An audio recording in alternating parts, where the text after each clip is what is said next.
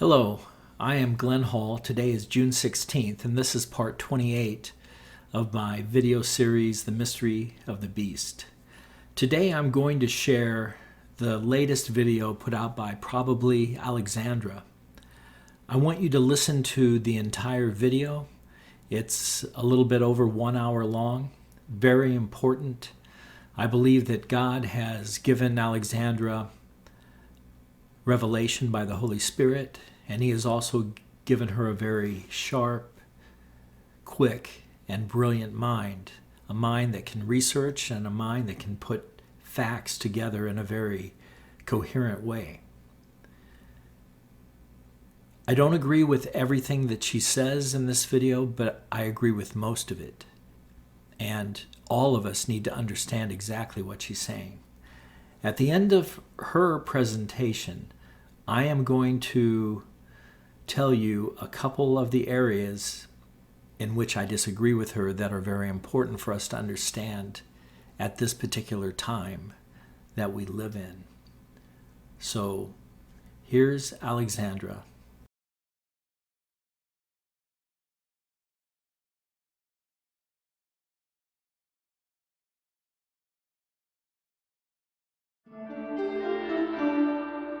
Hi everyone, I'm Alexandra and welcome to the third and final video in the Mind Game series. In the first video, we talked about how light features at the core of all world religions.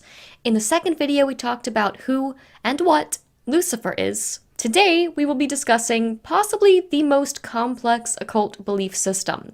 And if my bun looks a bit different, I was really going for continuity, but I actually recorded this entire video only to not have any of the files save.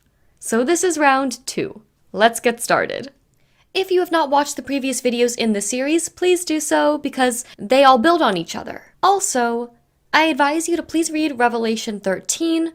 I will leave the ESV version on the screen. You can pause to read it, but if you prefer a different translation, please read that before we get started. I personally read multiple different versions, and I use an online concordance as well as a lexicon.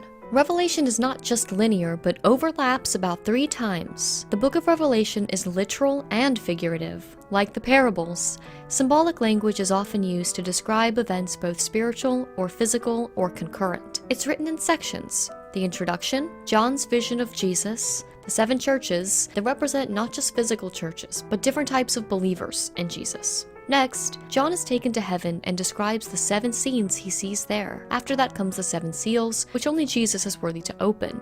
After the seals are the 7 trumpets. Some of the seals and trumpets run concurrently. The 5th, 6th, and 7th trumpet are also the 3 woes. In Revelation 13, the fall of the beast of the sea is described in more detail in chapters 17 and 18. The beginning of chapter 19 describes the return of Jesus, which is the same event described in chapter 14. Chapters 20 through 22 detail what happens after Jesus returns for his bride. Don't forget why you're watching this video, and why you started researching and sharing information with the people around you in the first place. Ultimately, it's out of love. You don't want the people around you to be deceived. I know it's really hard when you feel rejected and alone, but please, I implore you, don't give up. If you feel overwhelmed learning about what's just beneath the surface of this world, take a break and lean on the one who has overcome the world. Alright, in this video, we will be discussing something called the Force, as well as the difference between the light and dark in the mysteries and why God does not belong to either of these sides. Illuminated or enlightened people use what they call the Force. Most people think of Star Wars. The idea is similar but not the same. Within Luciferianism, it is believed that there is a force, or an energy source, that can be used for evil or good, depending on how the practitioner chooses to use it. The same way the descriptors Satan and Lucifer refer to 2 different sides of the same coin. Satan means adversary, while Lucifer means bringer of light, respectively. But both are the ways the Bible describes the fallen angel that deceived Eve in the Garden of Eden. Satan represents the use of the evil side, or the dark side of this force, where Lucifer represents the supposed good or light side of the force. In the ancient times, witchcraft was seen as a virtue or tool that could be used as either good or evil, depending on the user. And these two figures of mother and daughter are representative of how magic was seen by the ancients, with one being a source of good in the daily life of the family, and the other representing evil in her way of keeping soldiers from returning home. Two sides of the same coin, who are magical in ways that suit their own personal needs. The force dynamic can also be seen in Scripture as the two beasts of Revelation 13, the beast of the sea and the beast of the earth. One that is bad, fearsome, and terrible, and one that masquerades as good, or like a wolf in sheep's clothing. In my opinion, this second one is much more dangerous because most don't see it for what it truly is. The two work in a good cop, bad cop dynamic. The light side can step in to present the solution to the problem created by the dark. The narrative and the counter-narrative, they're both accounted for. This should already be obvious to those who follow God because there is no evil in him. Thus, he is incompatible with the idea of this force. The high-level Luciferians practice either black magic or white magic respectively, and the definitions for this purpose are as follows. Black magic is the use and application of the force with a selfish or material aim. It's important to understand that these people do not worship Lucifer in a traditional sense, or any of his many names. They serve him and do his bidding to achieve their own ends. They essentially think they are the ones in control, working with him, as opposed to working for him. And on the other hand, white magic is the use of that spiritual force solely for the supposed good of and the benefit of others. This force has nothing to do with God. Their light is not God.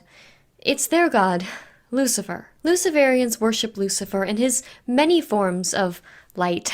The light represents his wisdom and knowledge and the fact that he is a light bringer or an enlightenment giver, right? Achieving enlightenment. Becoming a Lucifer yourself. But as you'll remember, this light has nothing to do with the true light that is the eternal creator. Within the mystery traditions, there are two sides. The metaphorical light and dark. Pythagoras believed in the idea of two antagonistic principles. He called one unity, light, the right hand, equality, stability, and a straight line. The other he named binary, darkness, the left hand, inequality, instability, and a curved line. Of the colors, he attributed white to the good principle and black to the evil one. Do not confuse the light path with God. Light is not automatically good. To assume anything that appears light is good is to not test the spirits, which we're called to do. There is no darkness in God at all, nothing to be the polar opposite of. Remember the core or the origin of this force tree, Gadriel, the fallen angel who deceived Eve, the teachings that brought about all the mystery religions. God has no part of that tree. It is not good and evil. It's bad and evil comes disguised. Anything resembling God or sounding slightly biblical does not mean that it is. Do not forget that Satan masquerades as an angel of light, as a Lucifer. The scriptures warn us of the many people and places used by our enemies to take on this light side of the force in 2 Corinthians 11:13-15. For such men are false apostles, deceitful workmen disguising themselves as apostles of Christ. And no wonder, for even Satan disguises himself as an angel of light. So it's no surprise if his servants also disguise themselves as servants of righteousness. Their end will correspond to their deeds. God has one path, straight and narrow. In 1 John 1:5, it says that God is light and in him is no darkness at all. God does not have to have darkness to have light. He is not like the occult yin-yang symbol. John 8:12 says, "Again, Jesus spoke to them saying, I am the light of the world. Whoever follows me will not walk in darkness, but will have the light of life." The light of life. What was the first thing that Lucifer proved? His light brought death to Adam and Eve. His light is the light of death. John 14:6 says, Jesus said to him, I am the way, the truth, and the life.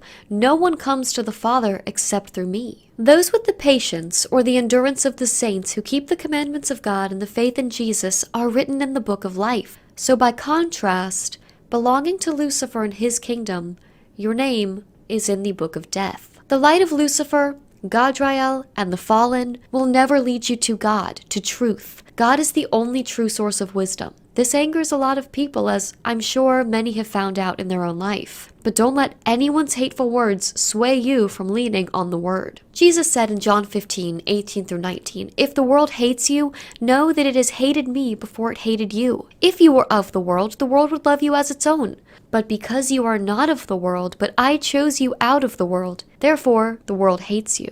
The Bible tells us about two types of deceptions to watch out for in these end times: the false Christs and false prophets. The false Christs usually fall into the dark side, where the false prophets fall into the light side. False Christs act as Christ counterfeits. Either they play God, or they claim to follow God while actually promoting and working for the god of this world. Strong's Concordance defines a false prophet as one who, acting the part of a divinely inspired prophet, utters falsehoods under the name of divine prophecies.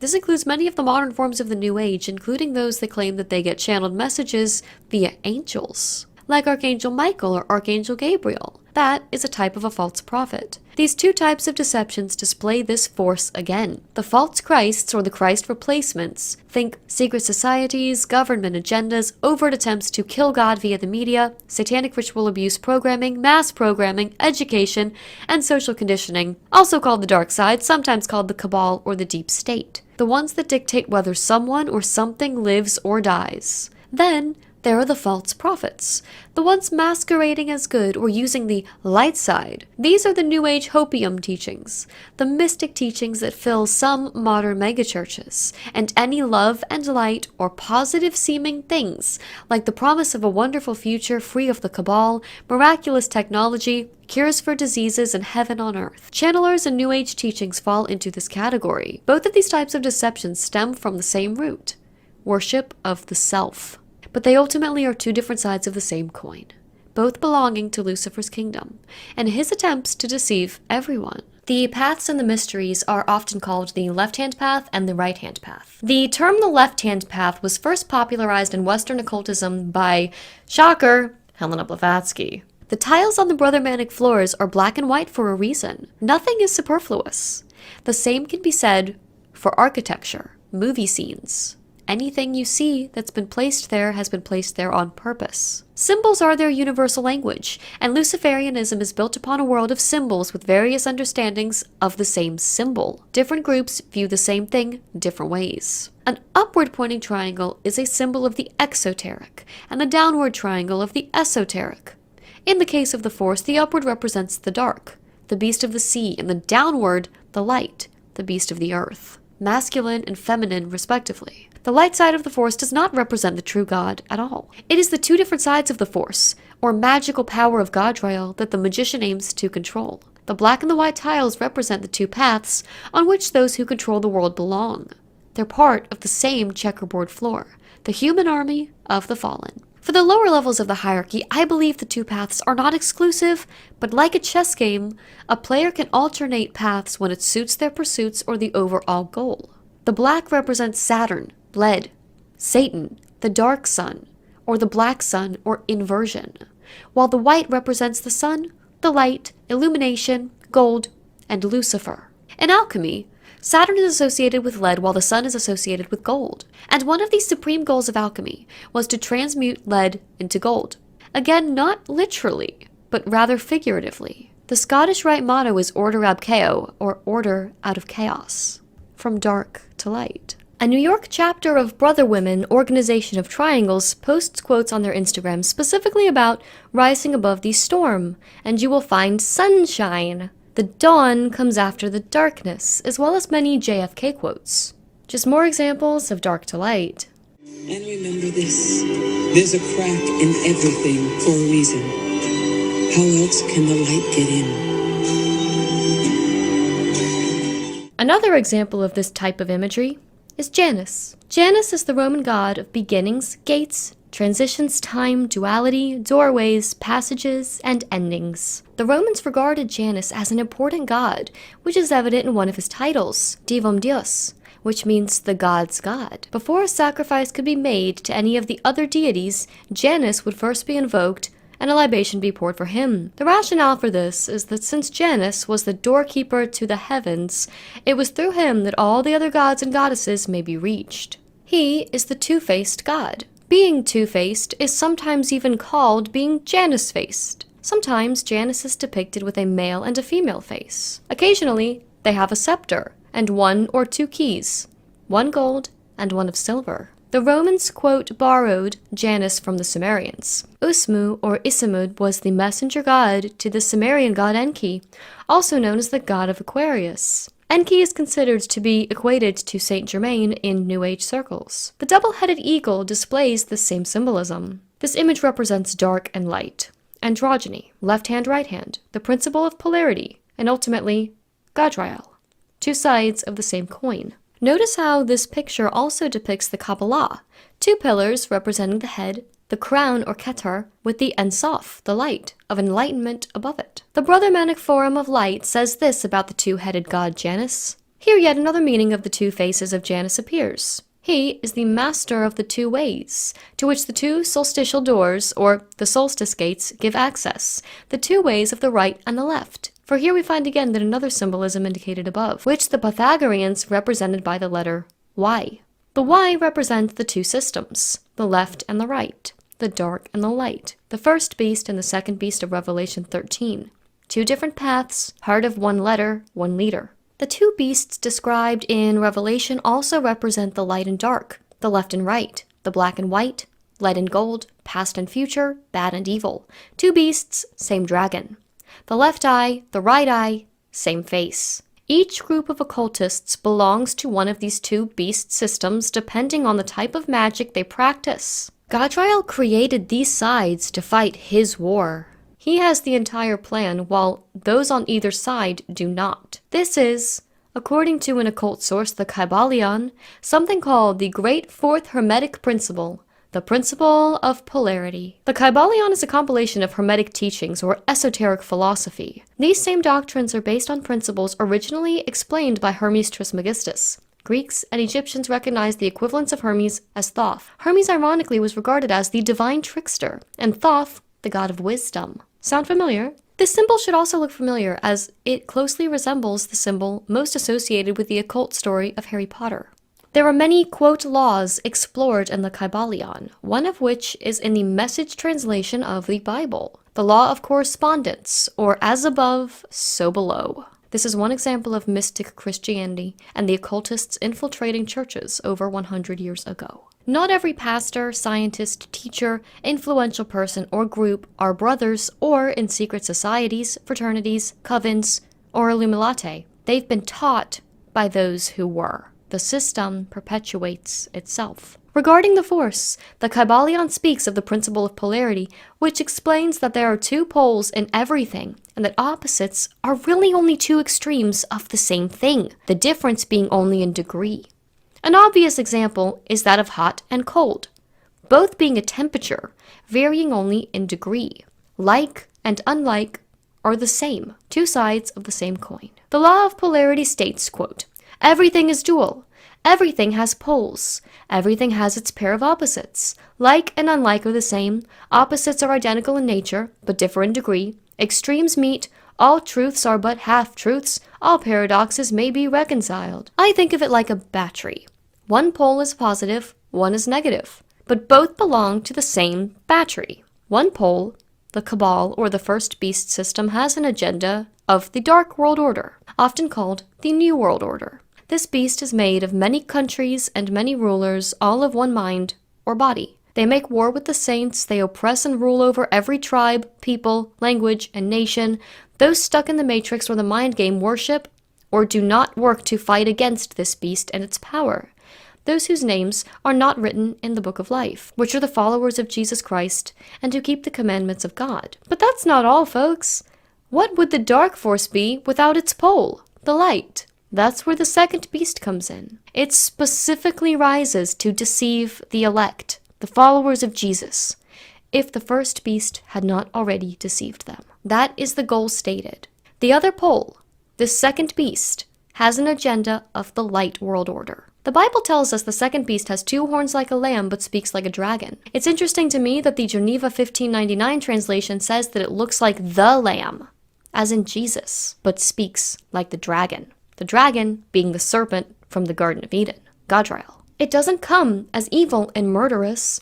It comes disguised as the light, the good coming to rid the world of evil, the first beast, of which it exercises all the power of, because ultimately they're part of the same body. It performs great signs and wonders, even making fire come down from heaven.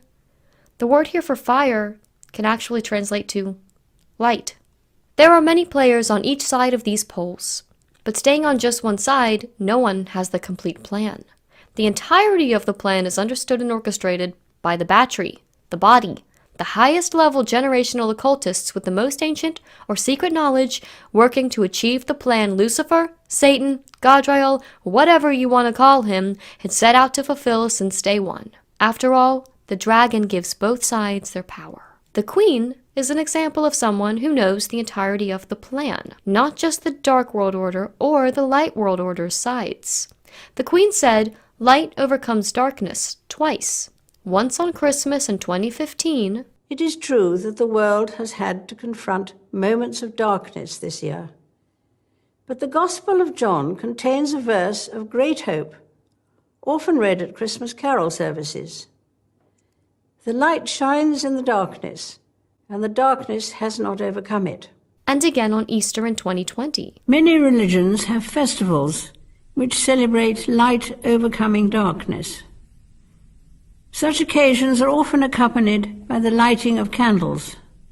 These seem to speak to every culture and appeal to people of all faiths and of none. They are lit on birthday cakes and to mark family anniversaries, when we gather happily around a source of light. It unites us. Q has said the same thing. She knew the whole plan and was making sure people understood that light overcomes darkness at this particular time in their game. A quick side note, in 2006, she was excommunicated from the Druids for a technicality. She doesn't speak Welsh, which is now required by exoteric Druidic law. The Queen played her role in the dark. She's playing her role in the light, because she has that generational knowledge of creation out of destruction and knows how to get to Lucifer's kingdom, the golden age, which according to scripture will never arrive. The death of the old and the rebirth into this new world is necessary for their plan to succeed. Meghan and Harry refused to acknowledge the death of the dark side and were effectively excommunicated. The same goes for CEOs stepping down of prominent positions, companies going bankrupt, peculiarly specific earthquakes occurring in places known for human trafficking and programming centers, and strange cryptic messages like this one about an alligator in a Moscow zoo named Saturn dying. Those who are not on the light side now, which the pendulum of power has swung to, are being systematically eliminated, either literally or figuratively, as we've discussed before. The ones on the dark side who refuse to, quote, follow the light, are being stripped of their power and in some cases their lives. We'll get more into that in a second, but the stated goal of Q and President Trump is to, quote, drain the swamp. I think in light of all of the things going on, and you know what I mean by that, the fake news, the Comeys of the world, all of the bad things that went on, it's called the swamp. And you know what happened? And you know what I did? A big favor. I caught the swamp. I caught them all. Let's see what happens. Nobody else could have done that but me. I caught all of this corruption that was going on, and nobody else could have done it. Collectively, everything that can be regarded as the first beast essentially can be boiled down to being called the swamp. Revelation goes on to explain the next steps the second beast takes. It was allowed to give breath to the image of the beast so that the image of the beast may even speak and may cause those who would not worship the image of the beast to be slain. I've talked about my opinions on this topic before in videos like What is the Image of the Beast and in Inconvenient History. The word slain or killed means to kill outright, figuratively, to destroy, put to death, kill, slay, according to Strong's Concordance. The Greek word phoneuo is the word used in the Bible that means to literally kill, slay, or to murder someone by committing homicide. That word is not used once in Revelation. As you can see, every chapter and verse where it is used is in the green box. We've lived through a worldwide power shift among the elite occultists. The first to the second beast, the left to the right, the black to white, lead to gold, dark to light. The Bible shows this final transition in the end times. The problem with the Light World Order is ultimately that it is Lucifer's magnum opus, the world he has sought out since the beginning. It's Nimrod's Tower of Babel again, but this time, Godriel truly thinks he will beat God. And at the very least, his mission is complete by taking as many souls away from God as he possibly can. One of the biggest ways this is being accomplished on the physical plane is hard for some to swallow and generally misunderstood. It is through mental manipulation or sophisticated networks of organized mind control. The work is done generationally or over time. I want to put a trigger warning here to anyone who has been or thinks they may have been involved in mind control programming or ritual abuse. Please skip ahead 10 minutes to skip this section.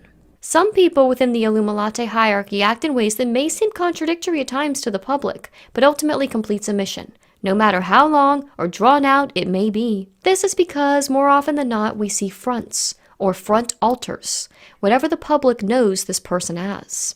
Okay. I feel like I've been missing out on life. Like what part of life? Life, like things going on. Like I feel like I'm behind or something. I know that sounds so weird, but I do. Many, but not all, of the top of the hierarchy are programs, double agents. While not medically confirmed, many writings about Helena Blavatsky point to her having multiple personalities or being a programmed multiple. The use of mind control goes back millennia.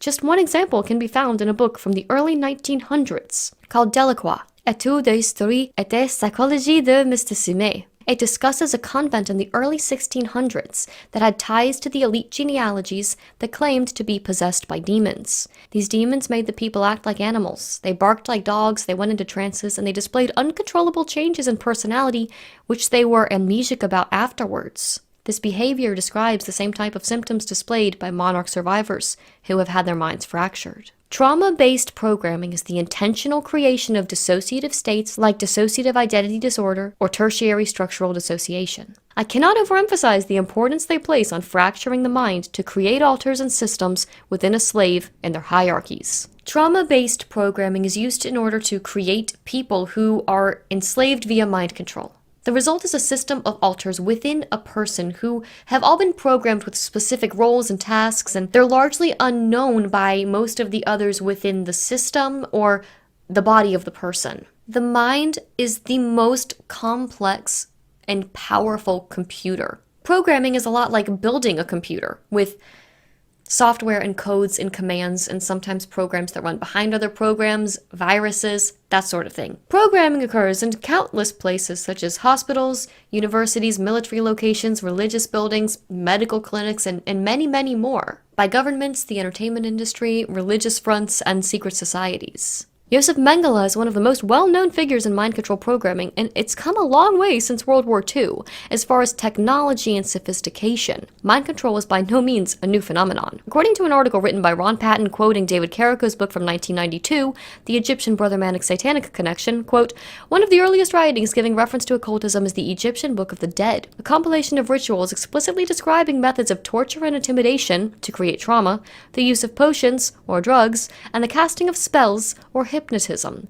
ultimately resulting in the total enslavement of the initiate. That, I will add, is undetectable to the general public." Patsy had sent the doll company a picture of John Bonet, and they made a doll that supposedly looked like her.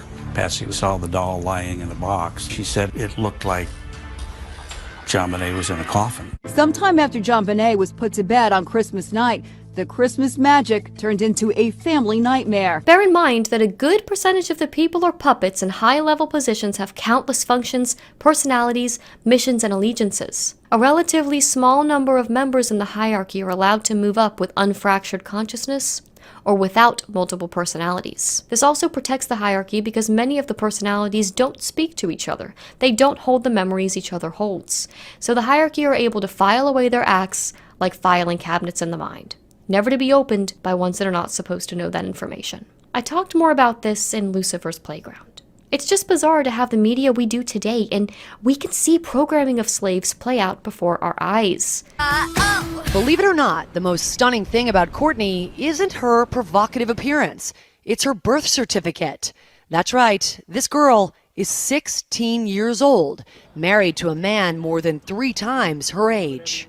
The byproduct of their own slavery is what actually ends up enslaving or programming the masses, consuming their product. Most, if not all, mass media, not independent made things, things made by larger corporations and distributed to the masses, is a byproduct of the worldwide mind control programming enterprise. Take Disney, for example. No one has sold the world magic better than Disney. Mind control imagery is literally everywhere, all over the world. K-pop has quite a few examples, like this one song called Insane by Ajax. An occult piece of media can be defended as, quote, art, in order to hide in plain sight. Take Alejandro Jodorowsky's film The Holy Mountain, for example. I advise against watching this film. And just one more example of many is the American band Paramore. They have a song called Brick by Boring Brick. Some of the lyrics include, "You built up a world of magic because your real life is tragic." Now, some commenters are of the opinion that this song means that when you get to a certain age where you start to grow up and realize things aren't what they were, that you let go of childish things. But on a deeper level, some saw it as a song about dissociative behaviors that are onset by childhood trauma. Close, but still not quite. The reality is this is a dark and horribly sad video. The little girl with the monarch wings lives in a happy world to her, which is her doing as she's told by her programmers or the Mothers of Darkness. The entire world turns against her when she throws off the wings. Don't ever think of leaving the cult. You will become a traitor and you will receive a traitor's death. It's terrible. Most media is, if you know what you're looking at. The overall message is meant to teach a lesson to the victim. Now, this is not an unusual idea. As people, we're like gum. As we grow up and go through life, we pick up things along the way that form us. Media like the movies we watch, the music we listen to, these all shape the lens of our reality. We internalize the messages subconsciously. Deprogramming involves a good deal of unsticking all of this stuff. And while the themes and motives we internalize as free people on the surface are things like love overcomes all, or the hero always wins kind of a deal, but that's not true for the underground. Entire songs, scenes, and movies are different when played for a victim of mind control. The villain may win. The hero dies a horrible death. Lyrics of popular songs are different. What we get is a sanitized version of the true media used in programming slaves. One normal movie that can be studied as a script, or to learn the themes and messages used in mind control, is a cartoon called The Ringing Bell. Celebrities have displayed their programming being shifted from dark to light in the last few years. And our media works the same way. Even things like documentaries and news. What is this story trying to get me to believe? What is the narrative? Where is my mind being steered? Now more than ever, stock selection matters. Now, more than ever, you need a workout that you can do at home. Now more than ever, all together now. Right now, more than ever, we know. Now more than ever, it's important to feel safe at home.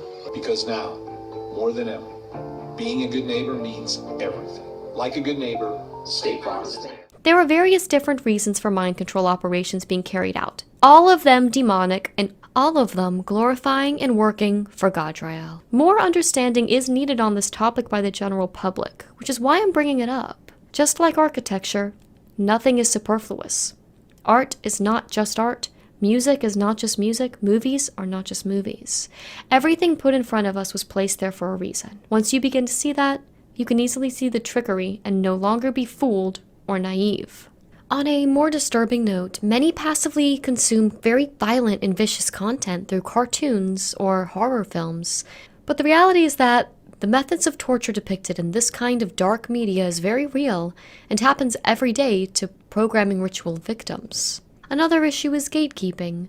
You'll notice celebrity tell-alls that are always absent of any real substance or truth, like Leah Remini never discussing the child trafficking and programming done in this organization, or the truth of what this man is really involved in, or this man. These shows are a way to make you feel like you know everything about a group while being told absolutely nothing. So then you move on to the next topic. The bigger picture is also not complete without knowing the puzzle piece of programming. Programming millions of individuals is a major way they have accomplished their various goals. Most humans would not be able to do the things they're asked to do, or programmed to do, without programming. The Cabal or the Dark Side is not the only ideology using trauma-based mind control. The Alliance is just as guilty. Many modern New Age guru leaders or channelers or mystic Christians are part of the, quote, light side of programming. It's an extremely sophisticated science, again, like building a computer from scratch, but demons and magic are the foundation of it all. Okay, back to the Force, the dark and the light. Gadriel built both sides of the spiritual war we find ourselves in. One of his main goals is to return to a golden age, or to Atlantis, the world before the flood. And he uses both sides to do this in a Hegelian dialectic. Bring the world to a point of absolute desperation that any solution is better than the current situation or the proposed detrimental future. Financial ruin, oppression, loss of rights, and so on. A friend of mine once said, it's no wonder the Godrail has created two systems to be at work in the world, one to be the darkness, and one to fool people into thinking that they aren't siding with the darkness when they actually are. Both paths are an illusion of choice, because ultimately, they're the same.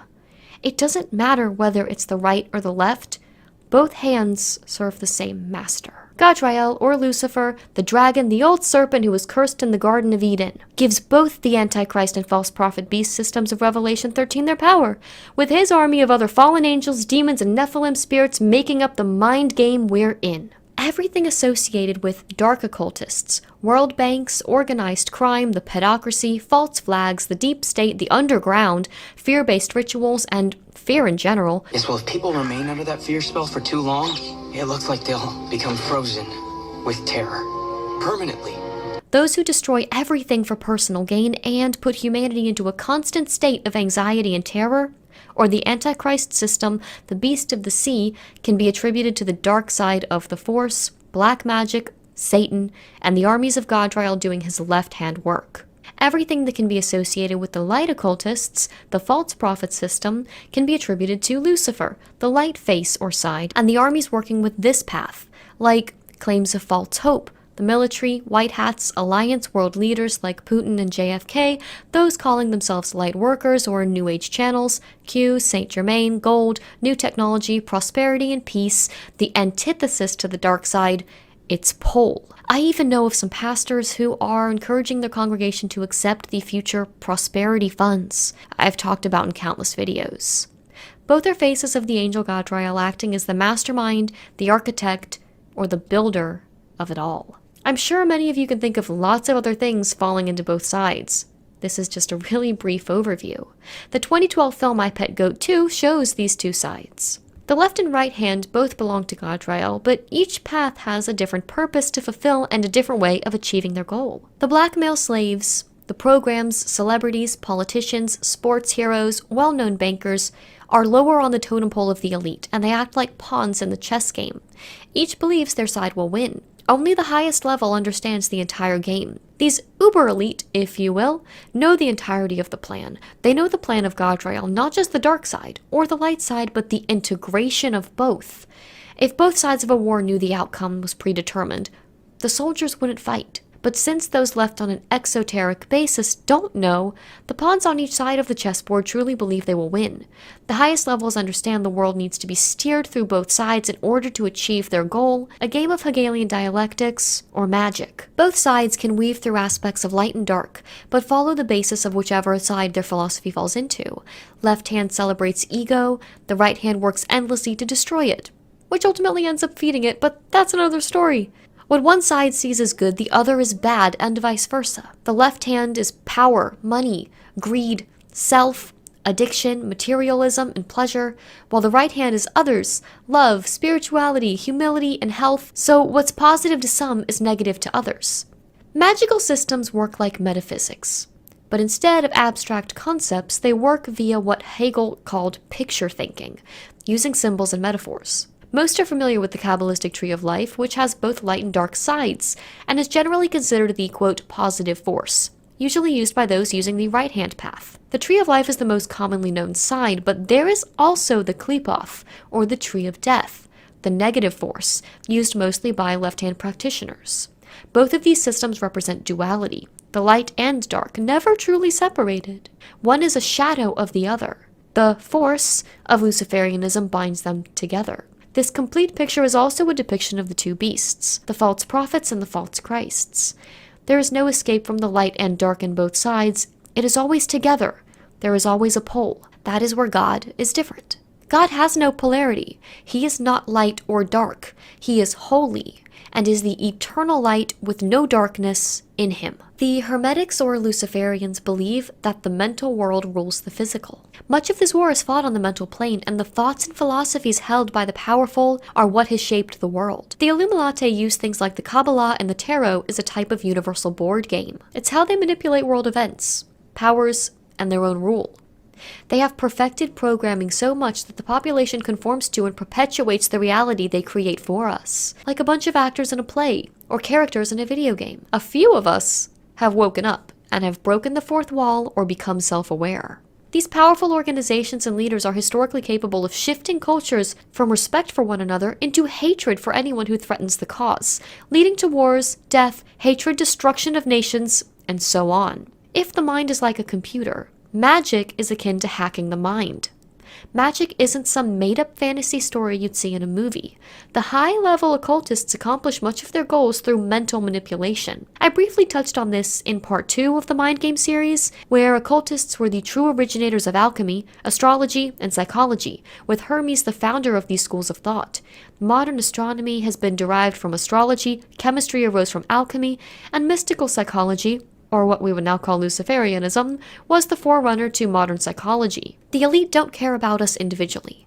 They care about us collectively. Like a school of fish, they steer the current or the direction they want us to go with magic. As humans, we all attempt to have some sort of control over our lives. Most ordinary individuals who turn to magic do so for that reason. But the elite use magic on a much larger scale and affect the entire plane. Consider this. Without mind control programming, small and large scale, would the world be where it is today? God deprograms us, and for all of us who have been freed from our programming, understand how difficult it is to detect within yourself. Yet you make decisions and actions based on what you've been programmed to accept, want, or believe. By that logic, the Force takes away free will. On a mass scale, they steer humanity in the way they want it to go. God does not force anyone. He frees you from the Force. Romans 12:2 says, "Do not be conformed to this world, but be transformed by the renewal of your mind, that by testing you may discern what is the will of God, what is good and acceptable and perfect." Don't do as the crowd does. Don't play Lucifer's mind game by his rules. God guards our thoughts and is the only true way to be deprogrammed from this mind game. Jesus is the only one who can save you from this world. You have to understand how the occult operates to understand the bigger picture of what's going on in our reality. They believe in a force that can be wielded for either good or evil depending on the practitioner's intentions. Now, this cannot be from God, since God has no pole, no other side of the coin, no evil found in him at all. God is holy. Evil is the result of being separated from God. He is entirely good, and his light is superior to any false light represented in the occult. The dark occultists worship themselves as gods. The light occultists worship themselves as part of the collective that is God. It's the black versus white, sun versus moon, never-ending tug of war between the two sides, but neither of these sides is God. Ultimately, at the absolute highest levels, it's understanding that these forces, black and white, are the same. The second beast of Revelation exercises all the power of the first beast because both are given authority by the dragon. And proof of this is given to us in Matthew 12:26, which says, "And if Satan casts out Satan, he is divided against himself. How then will his kingdom stand?" That's why this division of light versus dark isn't a division at all. It's a Hegelian dialectic. Problem, reaction, solution. Yes, the dark side. The left-hand path is being revealed. All those who selfishly harmed humanity for their own gain are being exposed by the right hand, the light side, the one concerned on the surface with humanitarian selflessness. Every act of creation is first an act of destruction, said Pedro Picasso, and they are creating a golden age through the destruction of the old. At least they think they'll achieve this golden world. This is because people have been conditioned into thinking there is only one enemy, who appears overtly evil, and anyone who opposes him is automatically good. But many don't recognize the evil hidden in the light facade. And in this light side, there is no need for a savior, because they are the heroes, the light ridding the world of darkness. They see themselves as God. Okay, we have to do this. We're going to talk about Q for a moment. And trust me, I don't want to do this either, but this section would not be complete if I omit a large part of what's going on today. You calling me a liar? I ain't calling you a truther. I'm not trying to hurt anyone's feelings, and please remember that if you disagree with me, these are just my characterization of facts. I'm not trying to push my opinion onto anyone. I've been watching Q for a few years now, and it has not gone away. Actually, it's gotten bigger, and support has gone completely worldwide, unlike the utter failure of the Cabal-owned and operated Cicada 3301 and Tabula Rasa. Not all, but some followers of the phenomenon known as the Q movement see it as God speaking through Q. I don't bring this up to judge anyone. I'm talking about it because I believe many are being lied to, and I'm trying to get them to take another objective look at the whole movement for themselves. Therefore, let us not pass judgment on one another any longer, but rather decide never to put a stumbling block or hindrance in the way of a brother. I'm only attempting to point and say, hey guys, I think this movement is a stumbling block. One example is a new book called QAnon and the 1,000 Years of Peace, Destroying the New World Order and Taking the Kingdom of Christ by Force. This book says, quote, what we're all experiencing worldwide is not just another political event. As QAnon post 2937 says, this is not simply another 4-year election. This is a crossroads in the history of our civilization that will determine whether or not we, the people, reclaim control over our government. Quoting the President of the United States. He's not just talking about the US government or any single nation's government. He means reclaim control over the governing of the world from the worldwide criminal mafia. This will transform the world for 1,000 years. A video called The American-Made President by Carpe Donktum is about having pride in America. Similar to the way Americans felt after 9/11, but instead of a tragedy, this is about a hope for a future. The video peculiarly focuses on the phrase, here we mark the, as well as Janus motorcycles. Janus is an American motorcycle company that was specifically invited to the White House to the Made in America Products Showcase. There are 46 companies that make motorcycles in America, so for this specific one to be picked seems significant. They sell bikes with names like Halcyon, Phoenix, and Griffin. Their slogan is Old Ideas for a New World. This reminds me of how the most ancient of teachings, the worthless knowledge the fallen gave to humanity, has been repackaged time and again and presented as new. Back to Q. In 2017, drop number 382, an Anon said, people hunger for light, have lived under the darkness for too long. Thank you. To which Q responds, we have tremendous worldwide support. Satan, as in Obama, has left the White House. If Obama represented the Cabal, or a Satan, the dark side of the Force, in this specific post, Q is acknowledging themselves as the light, the polar to the dark, a Lucifer. As you'll remember from my previous video, in the occult, the concept of Lucifer is a noun, a person as in the fallen angel, as well as a thing or anyone who is considered to be a light bearer, enlightener, or bringer of wisdom, someone who is illuminated. The point is to initiate the world into the mysteries. As Alice Bailey said in The Spirit of Brothermanry, they are therefore sometimes known as the Illuminati and can direct the searchlight of truth wherever its beams are needed to guide the pilgrim on his way. They guide the candidate until he has gained the right to stand in the east before the presence, and there, before the brethren, prove himself initiate. Stage by stage, they assist at the unfolding of the consciousness of the candidate until the time comes when he can enter into light and, in his turn, become a light bearer, one of the Illuminati who can assist the Lodge on high in bringing humanity to light. Such as those in the higher levels of Brothermanry and other powerful organizations and positions, anyone who is influential in shaping the psyche of the masses is a Lucifer. The word Lucifer means light bearer, one who brings light. The light represents enlightenment or knowledge. Like the word Satan, Lucifer is not a name, it's a description. Many organizations use the description of light bringer or knowledge giver to symbolize various ideas regarding enlightenment, deeper spiritual knowledge, or illumination. Anyone who takes on the role of bearing this so-called light to his fellow men, as Brotherman Charles W. Ledbetter writes, is a Lucifer. Anyone at the highest position in a profession that dictates the way the world works, or is an influential position that shapes people's opinions or thoughts, or disseminates a crafted narrative or a script to a large mass of humanity to achieve a part in their Hegelian dialectic, no matter how small, is a Lucifer. By that definition, then, Q is a Lucifer, something bringing humanity enlightenment, or as Q says, the Great Awakening. Is it not written in QMap.pub on Q drop 666 to follow the light? In May of 2019, Trump tweeted, "This is a bright new age, the age of enlightenment," which Q post 144 is specific to point out. In the early days, decoding Q posts became a way of life for Anons watching the boards. People initially believed everything was happening live. It wasn't until the first or second year they realized the Q drops were actually prophetic. Entire websites are dedicated to these correspondences and any other confirmation called Q proofs. Future proves past. Here's an example of how the Q movement positions itself in a prophetic style.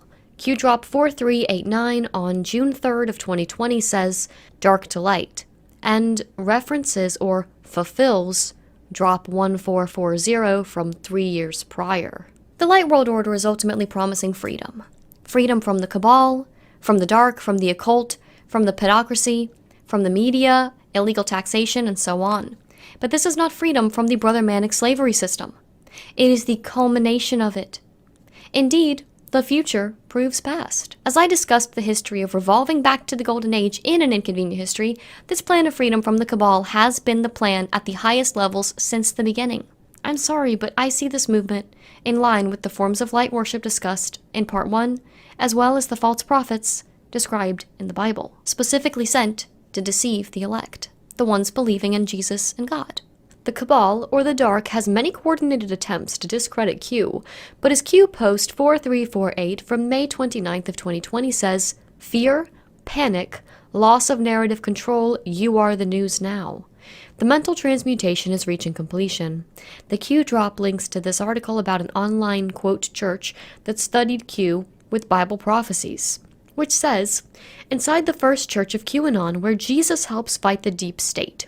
Yet as I just showed, Jesus is nowhere to be found in this picture. This article was written as a hit piece by known disinfo agent Mike Rothschild. However, the church mentioned in this article does believe Q is helping Jesus fulfill prophecy. Well, a 35,000-year-old entity named Ramtha also believes Q is here to save humanity. This beautiful smile lit up the whole room, and he said, "I am Ramtha the Enlightened One." He said, "I have come to make you a light to the world. I am a teacher and a god. I am a god because I experienced all of these things. And I am a teacher, not of truth, but of philosophy." At Ramtha's School of Enlightenment, they too believe Q is ridding the world of darkness. When we go on, we go all! Seattle, Washington!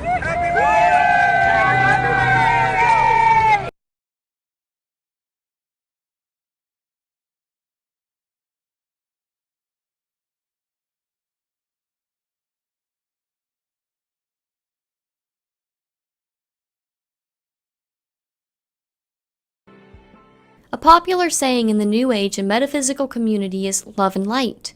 People ask for others to send love and light for troubling situations, or you might hear others use it as a greeting.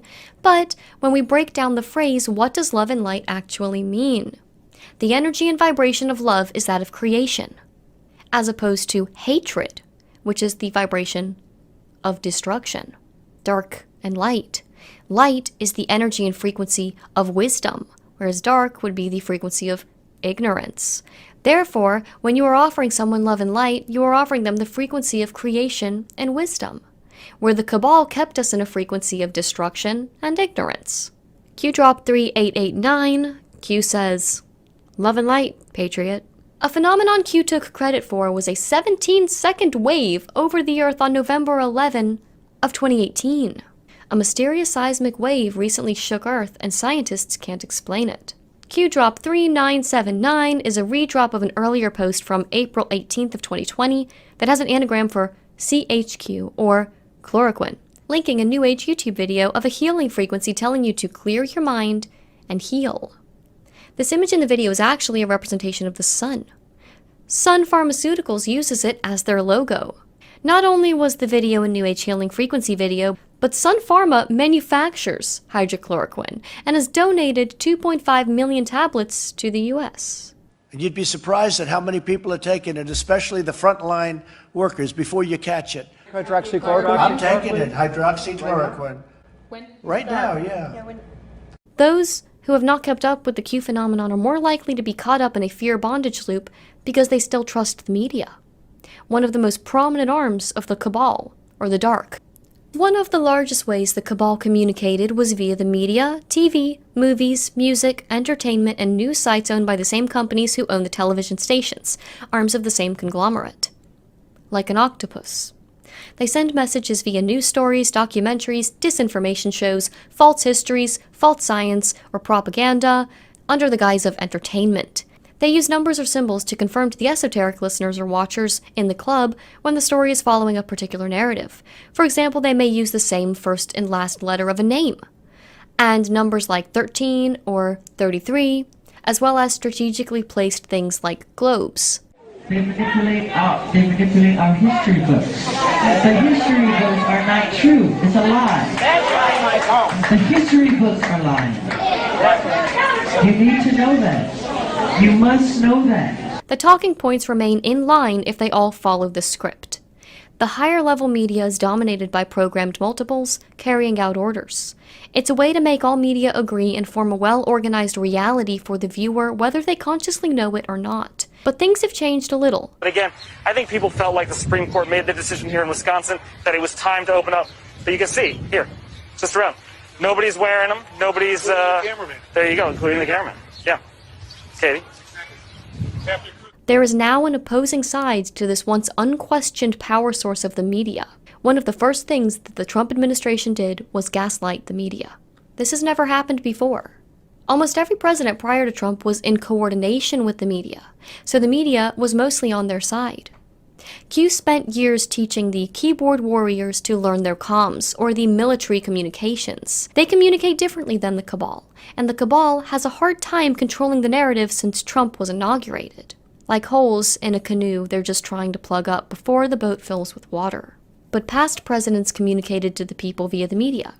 Trump communicates with the people through Q and Twitter. There's nothing I'd rather do than get rid of my whole Twitter account, but I'm able to get to, I guess, 186 million people when you add up all the different accounts and add Facebook and Instagram. It's a lot of people, and that's more than the media companies have, frankly, by a lot.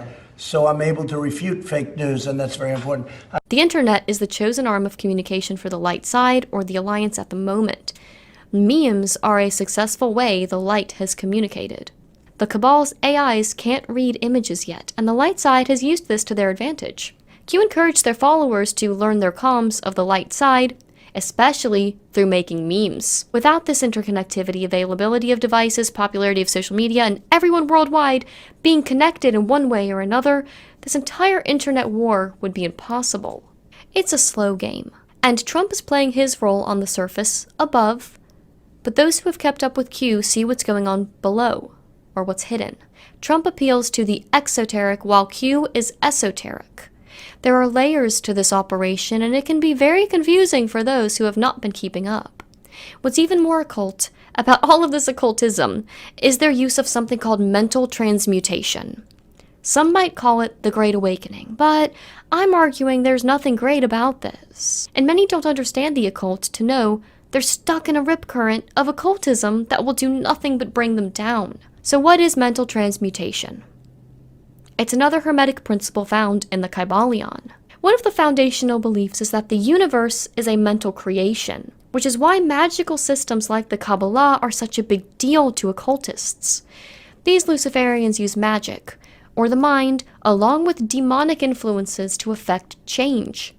Mental transmutation means the art of transforming or changing the condition, quality, or nature of the mind from one condition to another. There are two steps involved in mental transmutation: awareness and inversion. In order to transmute negative mental states into positive states, you must first be aware that you're experiencing a negative state. Hey guys, we're stuck in a pedocracy. Oh, and in the US, taxation is illegal. And you know what else? The news is fake. And if history is just yesterday's news, well then, Q has made the world aware of this negative state, the dark. All I have are negative thoughts.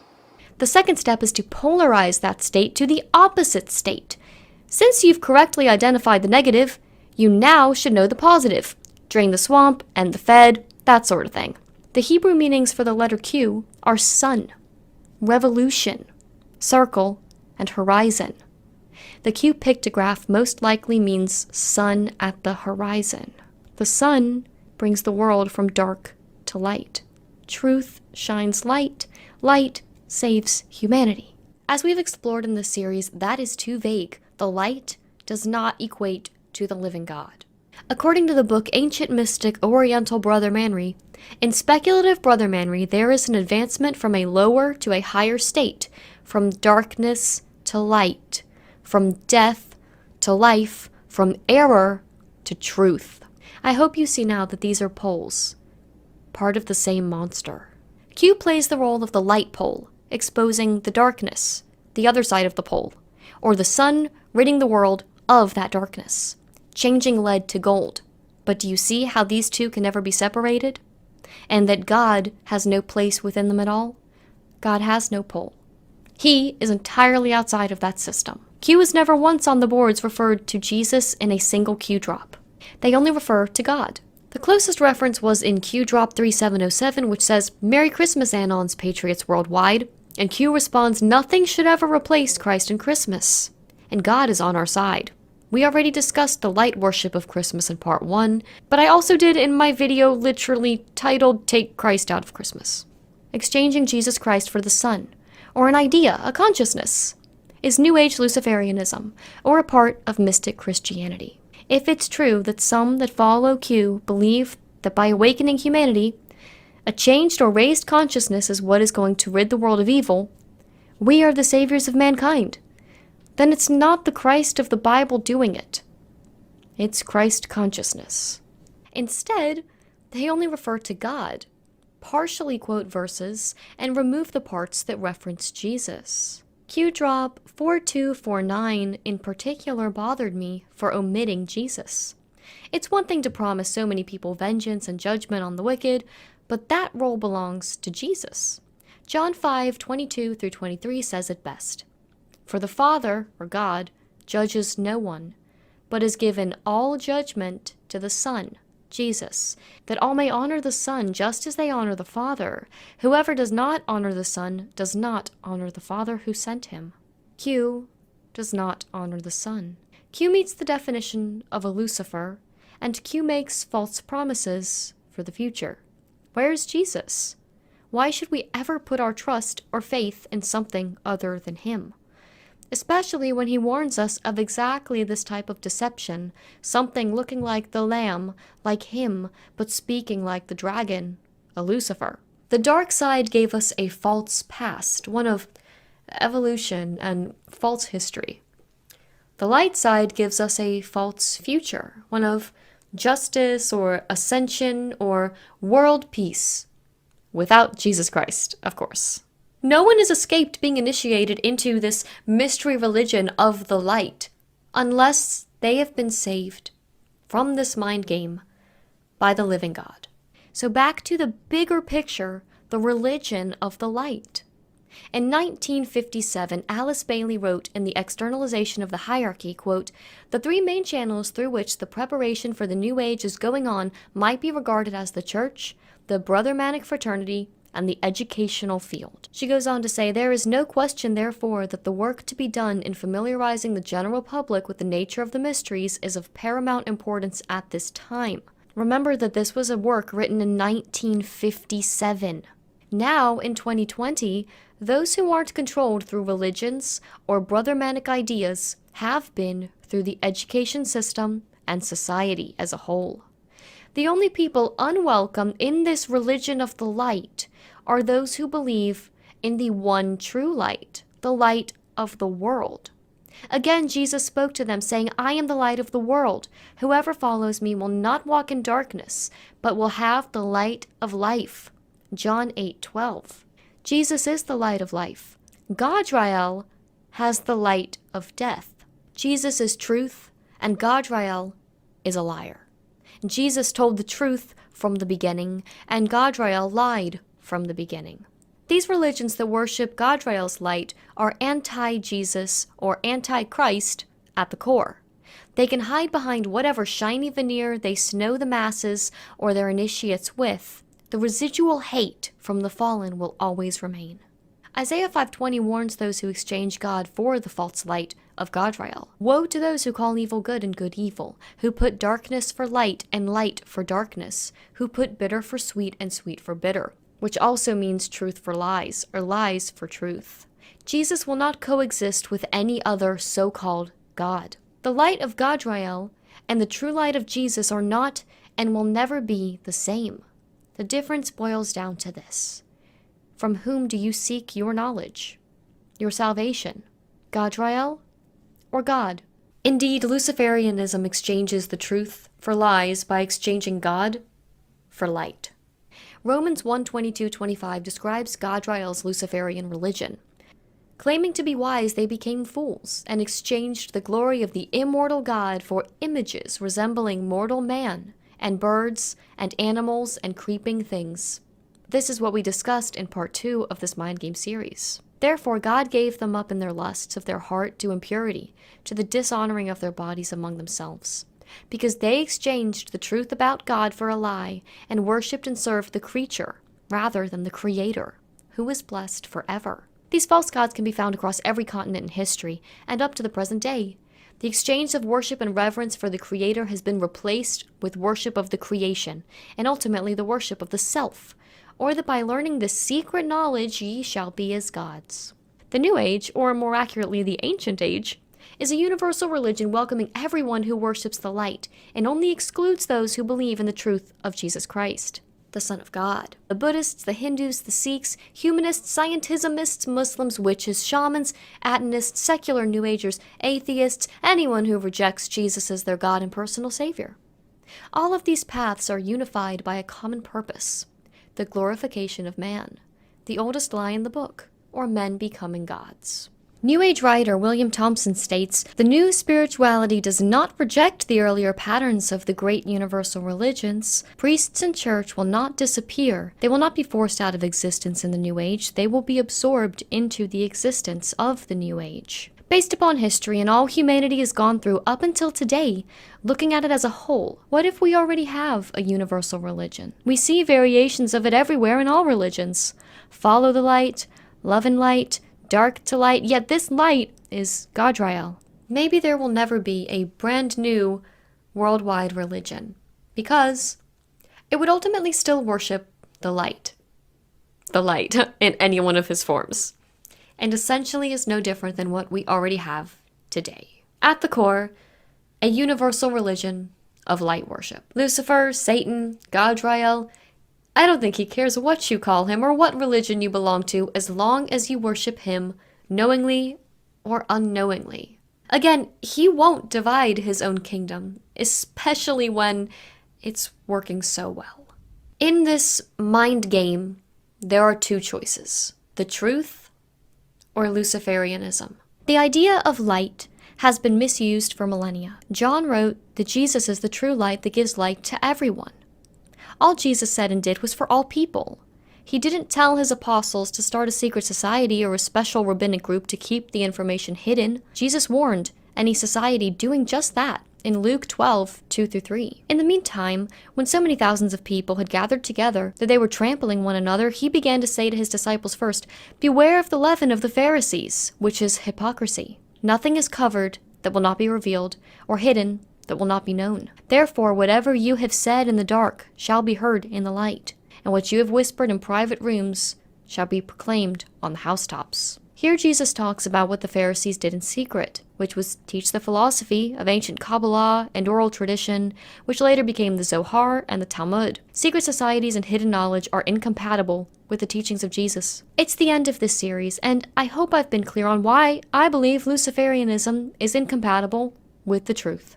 We align our beliefs with the power we find unity of trait, or unity of purpose with. Lucifer's kingdom appeals to the human traits in all of us, striving for freedom or power, and our inherent selfishness. Like a friend, God lets us make mistakes and grow from our struggles like a parent, giving us the freedom to choose our own paths, but not being free of the consequences. The way God wants us to live has nothing to do with control or dominance. It's a guide for what is best for us overall. A victor is never made without struggle, and the Bible is clear that if you choose to follow Him, to truly follow Him, you will be hated by the world and face many hardships, many tribulations. Many are not prepared to fight that battle. It's easier to stay with your old pal, the old serpent. Luke 6:26 says, "Woe to you when old people speak well of you, for so their fathers did to the false prophets." God demonstrates His purpose and traits countless times, not only in Scripture, but every day. With so many organizations conspiring against humanity, it is a miracle that any of us have survived at all. The sun always rises and the moon always shines. Flowers still bloom, crops still come forth, the seasons still change. The oceans stay in their lane, and He shows us unconditional love, and yet we take it for granted. Jesus even continued to focus on others as He died on the cross, to forgive us, instead of saving Himself. The fallen angels and their demons do not display friendliness, unconditional love, and freedom. This is evident in the positions Godriel has placed His select few in. Humanity is subjugated through mind control, positions of power, wars, power struggles, money, greed, forced labor, false hope, and essentially is living through hell on earth. Jesus created the way out. God has already won this war, and Godriel knows that His time is up. John 16:33 says, "I have said these things to you, that in me you may have peace. In the world you will have tribulation, but take heart, I have overcome the world." Why didn't God just stop the fallen, one may ask? Because they have free will, and if they didn't have free will, neither would you. God does not have programmed slaves. Many falsely blame the one true Creator for the strife and grief produced in this mind game, but the current reality is the product of a world devoid of godliness. The ones who have left the Luciferian light traps I talked about in the first part of the series, and follow the one true God, not the spectacle of Luciferianism in its many forms. Like ice cream, there are many flavors, but the base is the same. The ones who have left have felt and seen this freedom firsthand.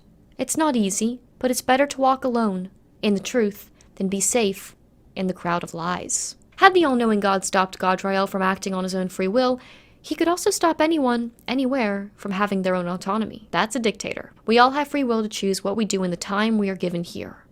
We have no control over being born and very little control over when we die. What we do in the meantime is what matters. Every day we're alive, we choose what is important to us, what we worship, whether that be making choices to get closer to God or further away. 1 John 2:15 says, "Do not love the world, or the things in the world. If anyone loves the world, the love of the Father is not in him." To say the dark is evil and of the devil, and light is good and of God, is saying God is part evil. The Force energy is entirely Godriel.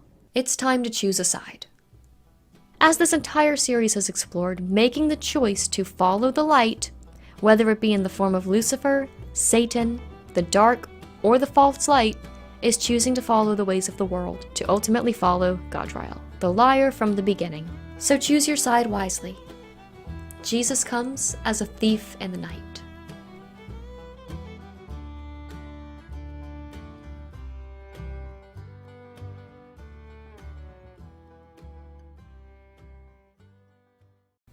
Okay, now that you've watched Alexandra's presentation, which is exceedingly good, and I commend her for it, I want to draw you to two major errors. And I do not fault her for this because she is a young Christian and just doesn't understand everything yet. None of us do. Both of these things that I'm going to talk about I have discussed in depth in previous videos, so I will be pretty brief about it today. The first one deals with this scripture from Matthew chapter 12, verse 22. Then a demon-oppressed man who was blind and mute was brought to him, and he healed him so that the man spoke and saw. And all the people were amazed and said, "Can this be the son of David?" But when the Pharisees heard it, they said, "It is only by Beelzebul, the prince of demons, that this man casts out demons." Knowing their thoughts, he said to them, "Every kingdom divided against itself is laid waste, and no city or house divided against itself will stand. And if Satan casts out Satan, he is divided against himself. How then will his kingdom stand?"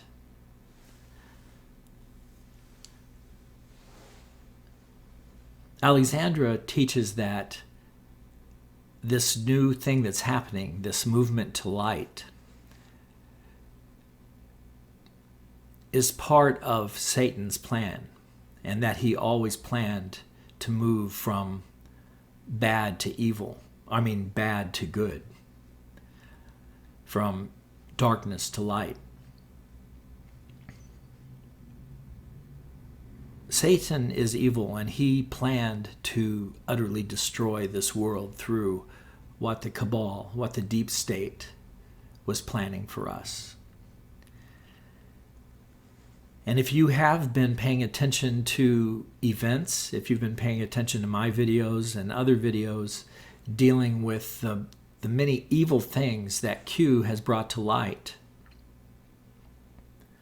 I think you will agree. But I do agree with Alexandra in that many of those, perhaps even most of those that are part of the Q movement, part of those who support Donald Trump, are part of a religious thinking that is exactly like she describes. You know, part of the New Age thought. And God took me through looking at some videos recently that really showed me that in a very profound and stark way. However, we cannot pretend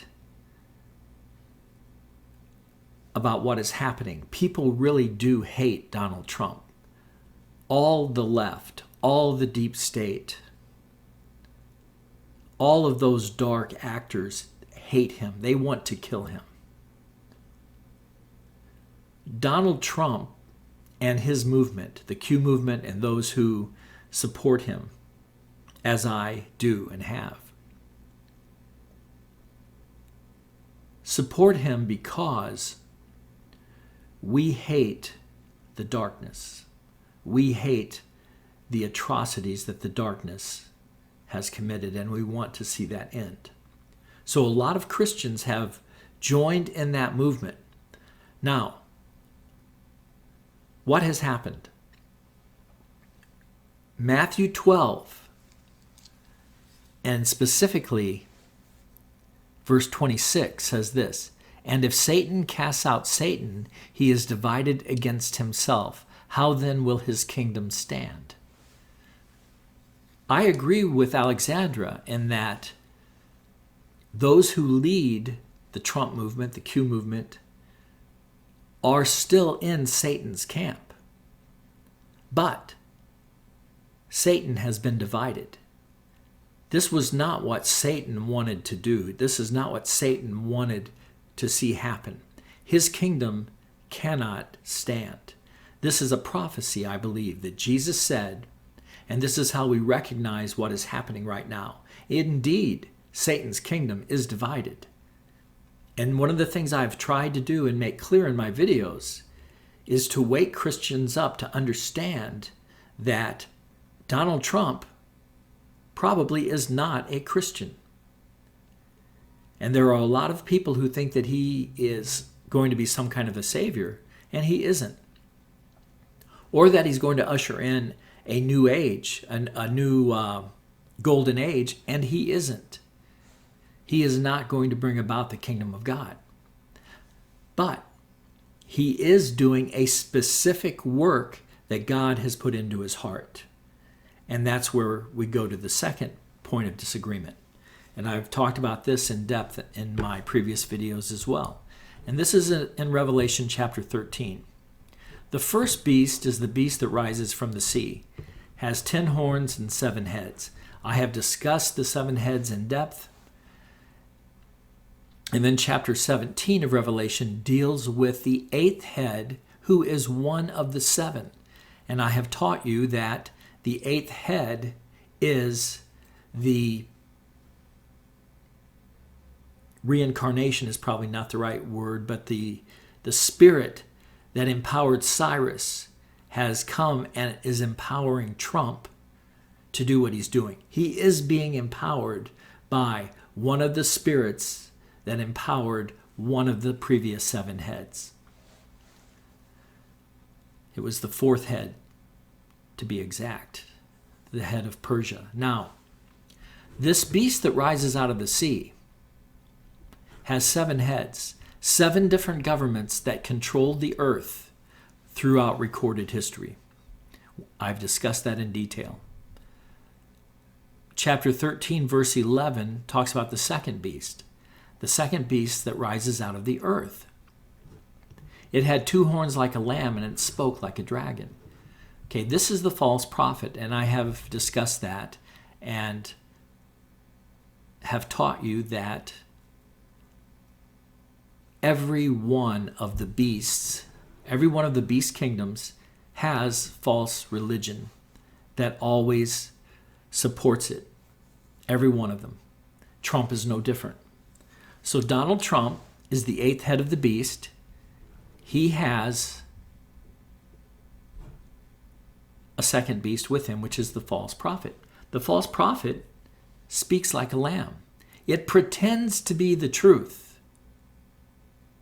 It looks like the truth because it has horns like a lamb, but it speaks like a dragon.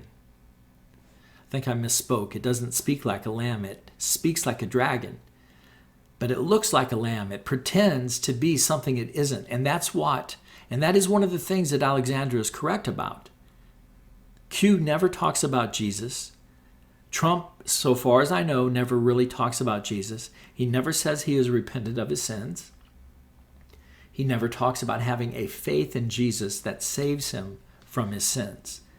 And that is the only way that any of us are ever going to get into the kingdom of heaven, into New Jerusalem. So those are the two main points of disagreement that I have with her. Now, it's easy to see why she thinks what she thinks, because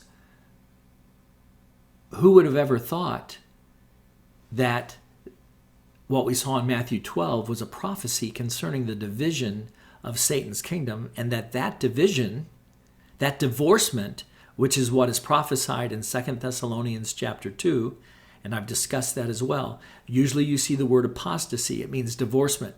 There has been a divorcement in the kingdom of Satan. The dark followers of Satan hate Donald Trump and his people to the death. They would kill any of us who say that we support Donald Trump in a heartbeat. Look what's going on today.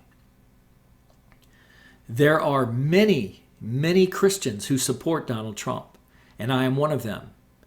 And I have biblical authority for that, because Daniel supported one of the beast kingdoms, and that was Nebuchadnezzar. He was very faithful to that beast kingdom and to that beast king, even when that beast king was on the verge of being judged and sent out into the wilderness for 7 years to live like a beast. And I've talked about that in previous video as well.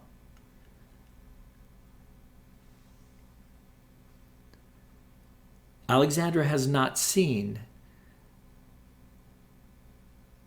what Revelation chapter 17 is all about. She hasn't seen that God puts it into the heart of the 8th head of the beast, which is the 4th that's come back, the beast that was and is not, but will come. God has put it into his heart to destroy Babylon the Great. Babylon the Great is the dark side of Satan that Alexandra speaks about. Now, many people who I believe are being very sincere and really want to see righteousness and truth come to the world, but are still totally engulfed in the new age, are supporting Donald Trump against the evil that they see everywhere. Also, a lot of people who are still doing evil have come out of Babylon. People who are involved in certain sins that the Bible calls are sin, especially sexual sins, they have come out of the Democrat Party. They've come out of Babylon the Great, but they're still holding on to their sins, and they're not believing in Jesus for their salvation. They're not repenting of their sins. But they've come out of Babylon to that extent. They're with Donald Trump.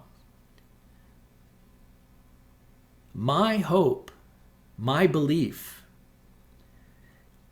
is that what is going to happen is that Donald Trump will be successful in destroying Babylon the Great. He will be successful in destroying the deep state. And then, as the Bible says, he fights against the Lamb. You see that in Revelation chapter 17 and Revelation 19, where he fights against the Lamb. But each time it says that the Lamb destroys him in an instant. That destruction, I believe, is his salvation. That destruction is by the sword that comes out of the mouth of Jesus. That destruction is by throwing the beast, Donald Trump, and the false prophet into the lake of fire. The lake of fire is the application of God's word to them, which means that they are destroyed in the flesh and that they are saved in the spirit, that they come into salvation. I believe that that will happen very, very soon after Donald Trump destroys Babylon the Great. And the reason I think that that's going to happen very soon is because the very last verse in Revelation chapter 18 says that the blood of all people ever killed on the earth is attributed to Babylon the Great. Well, if that's the case, then there's not going to be any more bloodshed after Babylon the Great is destroyed.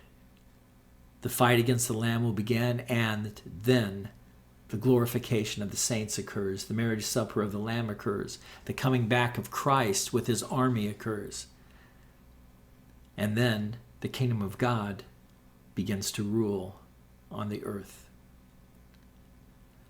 So I hope that that puts Alexandra's teaching into context with respect to what I teach.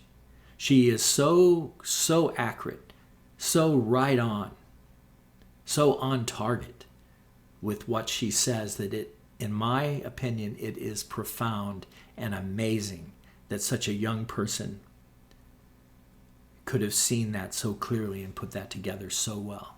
And I commend her for that, and I bless her in the name of Jesus.